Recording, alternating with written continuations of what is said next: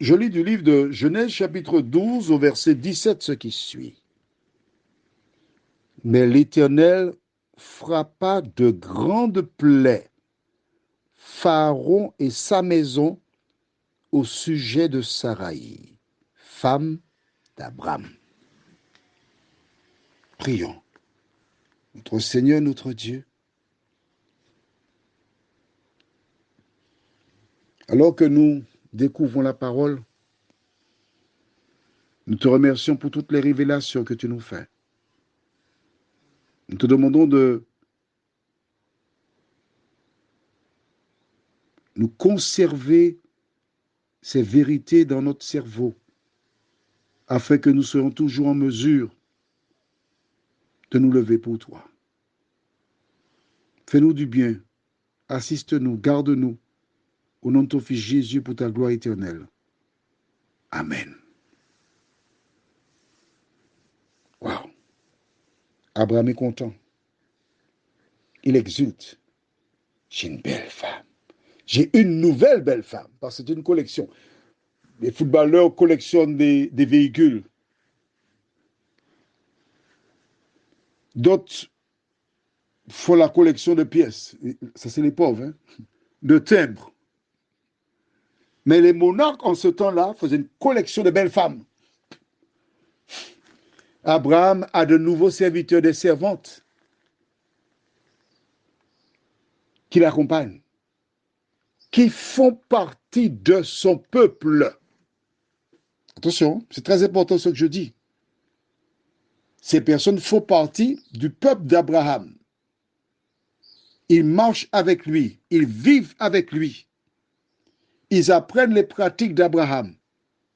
Ils respectent ses lois, ses ordonnances, ses dieux. Ils deviennent des adorateurs de Dieu. On est d'accord? Et Abraham regarde avec satisfaction. Waouh, j'ai fait un beau coup là. Ok. Abraham a pensé en tant qu'humain. Sa connaissance de Dieu était limitée.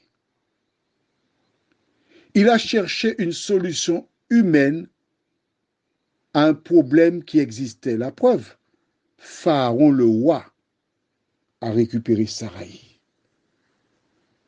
Il t'arrive parfois à chercher des solutions pour te débrouiller, pour te sortir d'une situation difficile. Exactement ce que fit Abraham. As-tu noté que, tandis que nous étudions cette histoire, Abraham, en approchant de l'Égypte, il n'a jamais prié pour dire, Seigneur, je descends avec mon épouse, protège-la. Il y a aussi un fait important, c'est qu'apparemment, Saraï ne portait pas de voile.